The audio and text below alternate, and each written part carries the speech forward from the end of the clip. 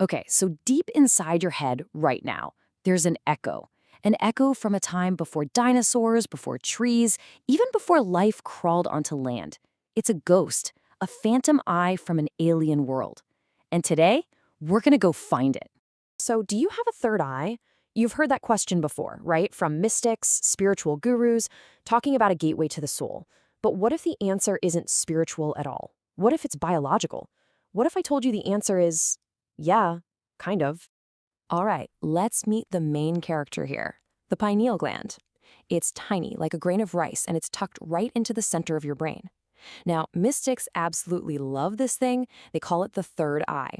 But for a long time, scientists were basically like, nope, it's just your body's little clock. It senses light, releases melatonin, and tells you when to sleep. Pretty straightforward, right? But what if that's not the whole story? What if its day job of regulating sleep is just a shadow of what it used to be? What if your pineal gland is the ghost of a real, actual, functioning eye? To find out, we have to get a little weird. We have to go way, way back in time. Okay, so forget the DeLorean. We are taking a trip into deep, deep time. We're on a quest to find the origin story of this little gland, and the answer is waiting for us in a world that looks, well, completely alien. Let's just get our bearings for a sec. Here's us, today. Now stretch your mind back with me. Past the Ice Age, past the dinosaurs, keep going all the way back to here. 518 times million years ago. That number is so huge, it barely makes sense. The continents aren't even in the right place. We've just landed in the Cambrian period, right in the middle of this thing called the Cambrian explosion. And it is exactly what it sounds like. It's an evolutionary Big Bang. The oceans are teeming with life, but it is weird.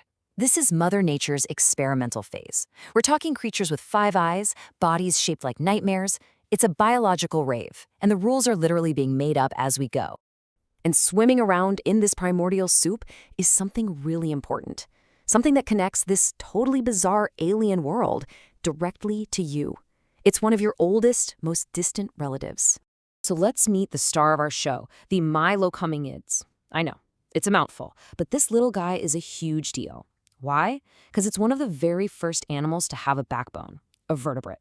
It was tiny, probably no bigger than your thumb, and it was just trying to survive. But inside this humble little creature was the blueprint for every single animal with a backbone that came after it. That includes us. Now here's where the story takes a wild turn.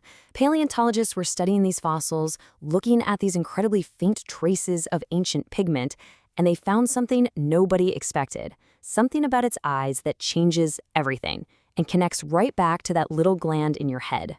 So how on earth did they figure this out from a 500-million-year-old fossil? Well, the clue was hidden in fossilized melanin, basically tiny pigment cells. By studying them, scientists could actually reconstruct this creature's visual system. And what they found? Well, it sounds like pure science fiction. First, they found evidence for 2 regular, complex camera-style eyes.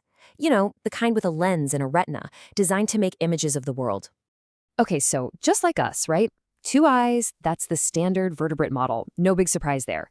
But that wasn't all they found. Not by a long shot. The crazy part is, it didn't have 2 eyes. It had 4. Yeah, you heard me right. 4. This tiny ancestor of ours was swimming around with 4 eyes. It had the 2 camera eyes on the sides of its head, and then it had a second pair on top. These weren't for seeing in high def, they were simpler light sensors called pineal eyes, pointing straight up to the sunlight filtering through the water. Okay, so if our 500-million-year-old grandpa had 4 eyes, where'd our other 2 go? Did we just lose them along the way? Well, no, not exactly. They didn't disappear. They went on a journey. A very, very long journey. Inward. And this comparison just lays it all out perfectly. Back then, you had the ancient pineal eye. It was on the outside of the skull, pointing up, sensing light and dark, helping the creature figure out which way was up. Now, we have the modern pineal gland.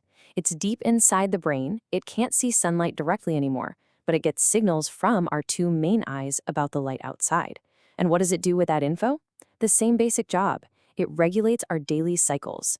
It's the same function, just rewired and repurposed for a new body.